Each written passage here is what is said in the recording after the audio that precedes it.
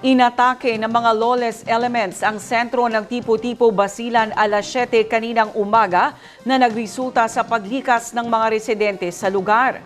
Ang news now mula kay Naphtali Velarde. Ito ang ibinahaging impormasyon ng LGU Tipo-Tipo. Ayon sa impormasyon, umigting ang putukan alas 7 ngayong umaga sa sentro ng bayan. Sa post ng LGU, sinasabing under siege umano ang sentro ng munisipyo. Ayon sa report, nagsagawa umano ng negosasyon kagabi ang Coordinating Committee on the Cessation of Hostilities at Commander Rajan sa pagitan ng lawless elements pero negatibo umano ang resulta ayon sa impormasyon.